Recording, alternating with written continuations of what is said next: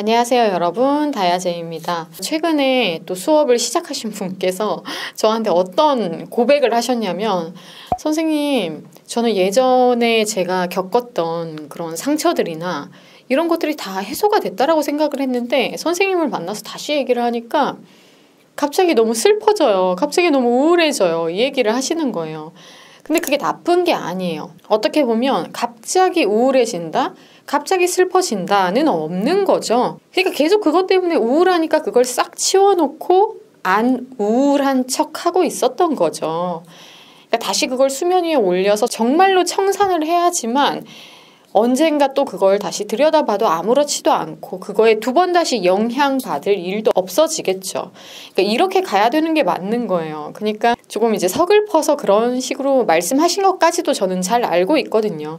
그래서 지금 우울하고 슬픈 거 아니고요. 이 감정이 계속 오래도록 묵혀져 있었을 거예요. 어차피 나중에 꺼내서 그걸 직면했을 때 더 충격받고 쇼크 받을 바에, 그리고 그걸 정리했다라고 착각하면서 계속 묻어두고 언제 터질지 노심초사할 바에는 지금 저랑 이렇게 딱 꺼내놓고 같이 봤을 때 괜찮네? 이런 경험을 하는 게 낫지 않나요? 라고 얘기를 하면서 또 잘 풀어나가면서 수업을 또 잘 받고 계세요. 오늘 또 여러분들에게 나는 정말 이 사람 때문에 좋았던 것 같은데 아니었다고? 이 얘기를 할 건데, 이 사람이 누구예요, 선생님? 라고 물어보신다면 여러분과 가장 가까운 사람입니다. 왜냐하면 특히 연인일 경우에 이게 좀 더 심하고요. 그리고 부모님도 상당합니다. 나랑 가장 친한 사람이었기 때문에 나를 빚어주는 역할이 굉장히 중요했을 거예요. 나 스스로 개발되고 나 스스로를 빚어가는 그런 재미와 역할도 나 스스로에게 있지만, 내 책임도 있지만, 관계라는 게 이 사람과 맺어지면 또 다른 증거 집단이 형성되고, 이 그룹과 내가 하나가 됐을 때는 또 이렇게 증거 집단이 형성되고, 가족이라는 증거 집단이 있고, 연인이라는 증거 집단이 있고, 사회라는 증거 집단이 있고, 그 안에서 디테일들이 다양하고요. 그런 것처럼 어떻게 엮이냐에 따라서 그 안에서 참 나는 다른 사람이 되고요. 상대방이 나에게 영향력이 크면 클수록, 나를 빚어내는 힘이 강하면 강할수록 내 형태가 자꾸만 변해가요. 근데 나랑 친한 사람이기 때문에 그게 독일 거라고 생각 못하는데 알고 보니까 독이에요. 헉, 뭐죠 이게?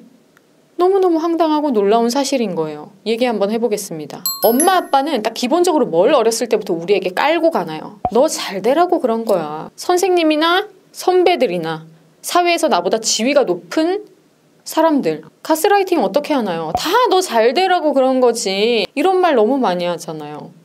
근데 그게 가장 강력한 주문이 되어서 우리에게 돌아오는 상대는 바로 부모님이에요.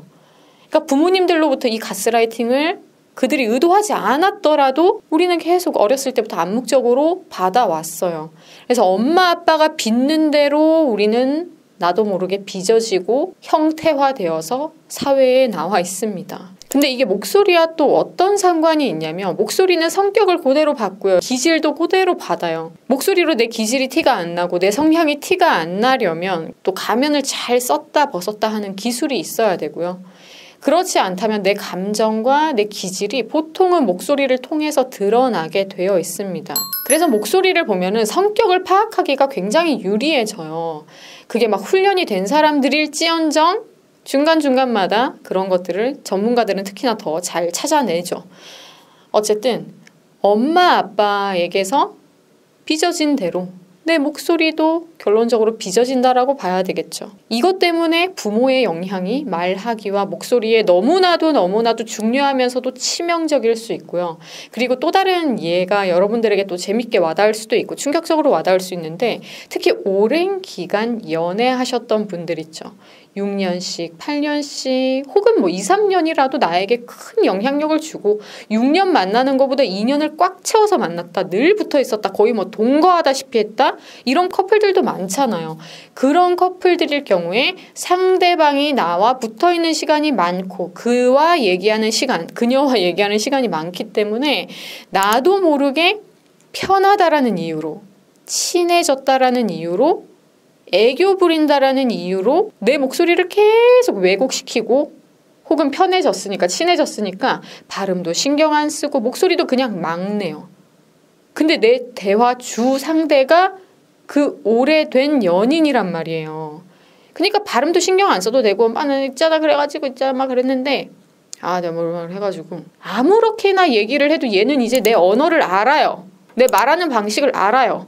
알아듣는다고 해서 그렇게만 말하다 보면은 말 습관이 완전히 바뀌어요. 이 기간 동안 타인을 만나는, 다양한 사람들을 만나는 기회조차 줄었다면 완전히 이 체계에만 내 말하기가 쏙 끼어버리고 목소리가 딱 박혀버려서 내 목소리와 말하는 체계가 이 기간 동안 완전히 다르게 빚어져 버려요. 그래서 나는 애교라고 부렸던 약간 이런 목소리들이 막 째쟁째쟁 거리는 이런 소리들이 메인으로 쓰여지기도 하고, 분명히 남자친구 앞에서만 썼던 말투인데 남 앞에서도 쓴다니까요.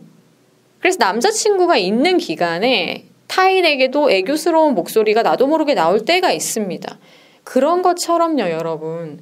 이렇게 나와 가장 친한 사람들과 쓰는 내 목소리, 그들과 말하는 방식에 의해서 타인들 앞에서도 신경을 덜 쓰게 된다 이거예요. 발음이 뭉개지고 정확하게 말하려니까 잘 안 나오고, 더 다듬어진 목소리를 쓰고 싶은데 날 것의 목소리가 튀어나오기도 하고요.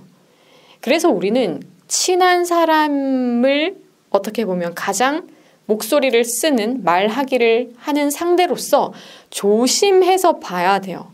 신경 써서 목소리를 쓰고 대화를 해야 된다는 뜻이죠.